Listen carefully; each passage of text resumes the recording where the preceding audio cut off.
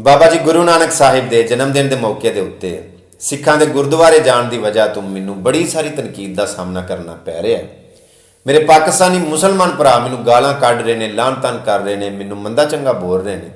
कोई व्हाट्सएप पर मैसेज करके, कोई कॉल करके, कोई मैसेंजर च आके, कोई कमेंटा थले आके मैनू बुरा भला कह रहे हैं। वो जिन्ने भी तनकीद करने वाले ने ना, मैं सब का बहुत ज़्यादा शुक्रिया अदा करना। गल सारी सुने, शुक्रिया इस वास्ते अदा करना कि जो तुहाडे कोल है सी ना, मैनू तुसी वो दे रहे हो। यार मेरे तो लानतां पा रहे हो, आखिर तुहाडे कोल भी तो कितों आईयां ने ना, तो वही मैनू दे रहे हो ना। जो किसी को हुंदा वही गां पहुँचाता है। जो मेरे कोल है सी ना, तुहाडे तक मैं वो पहुँचाया। जिहड़ी वो तस्वीर है, मैं अपने मजहब की, मैं अपने मुल्क की एक पॉजिटिव और मुस्बत तस्वीर, मुस्बत चेहरा तुहाडे तक पहुँचाया। पूरी जिम्मेदारी नाल गल आना कि दुनियादारी दियां जिहड़ियां गल्लां ने, इधर दियां उधर हो जान, उधर दियां उधर हो जान, कोई गल नहीं, बंदा सिद्ध पद्धर कर लैंदा। उत्ते दियां थल्ले, थल्ले दियां उत्ते हो जान, कोई बात नहीं, बंदा उन्हां नूं ठीक कर लैंदा। लेकिन मजहबी गल्लां बड़ियां नाप तोल के करनियां पैंदियां ने। उहदी एक वजह है, वो वजह यह वे कि साडे किन्ने ही मजहबी जनूनी लोकां ने किन्ने ही बेगुनाह लोकां नूं गुस्ताख ते मुनकर कह के कतल कर दिता, जानू मार दिता। इन्हां लोकां नूं मैं शर पसंद भी कह सकना ते शिद्दत पसंद भी कह सकना, क्योंकि हकीकत अंदर ये लोग अल्लाह, कुरान और रसूल तो ना वाकफ ने।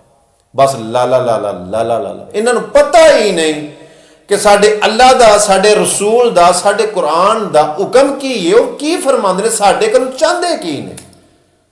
मेरी गल सुनो, मैं दुनिया के बड़े मुल्कों का सफ़र किया है, बड़े मुल्कों की मैं सैर की, और कई मजहबां दे नाल, कई लोगों के नाल मैं अपने दुनियावी मामलात करके आया वहाँ, और अजे भी कर रहा वहाँ, चल रहा वहाँ। लेकिन सवाल ही नहीं पैदा होता कि एक वाल दे बराबर भी मेरे अकीदे, मेरे ईमान के अंदर एक जर्रा बराबर भी फर्क आ। चले हो गए, सादे बंदे हो ना, तुहानू पता ही नहीं कि साडा ईमान सानू अपनी जान तो ज्यादा अजीज है। नबी आखिर ज़मान रसूलुल्लाह सल्लल्लाहु अलैहि वसल्लम तो ज्यादा अजीज सानू कौन हो सकता है? और वो अल्लाह वहदहू ला शरीक, जिदे तो सवा इबादत के लायक ही कोई नहीं, उन्होंने छड्ड के तो फिर कित्थे होर जाइए? साडा होर है किहड़ा है? खुदा दे बंदे, काइंडली कूल डाउन, जरा अपने आप को मुस्बत रख के ते अपने अंदर शर पसंदी खत्म करो। जरा सोचो कि साडा मजहब सानू आंदा की, साडा खुदा, साडा रसूल साडे कोलों चाहता की। असी ऐसे लोग हाँ कि असी सच भी सुनना चाहते हैं, पर अपनी मर्जी का सच सुनना चाहते हैं। असीं आने कि सानू हकीकत भी सुनाई जाए, लेकिन साडी मर्जी की हकीकत सुनाई जाए। असली हकीकत असी सुनना ही नहीं पसंद करते, सच असी सुनना ही नहीं चाहते। अगर सुनना भी चाहते तो अपनी मर्जी का सच सुनना चाहते। कल मैनू ख्याल पे आउंदा सी, मैं आख्या ये लोग ये मैनू गुरुद्वारे वेख के बड़े परेशान ने, इन्होंने फट तो उदन पैना जिदन इन्होंने मुहम्मद अरबी रसूलुल्लाह सल्लल्लाहु अलैहि वसल्लम के झंडे के साए के थले मैनू जन्नत जांदे वेखन। खुदा दिओ बंदिओ, हर बंदे ने खुदा दे हुजूर अपना जवाब देना, वो अल्लाह का जवाब दे।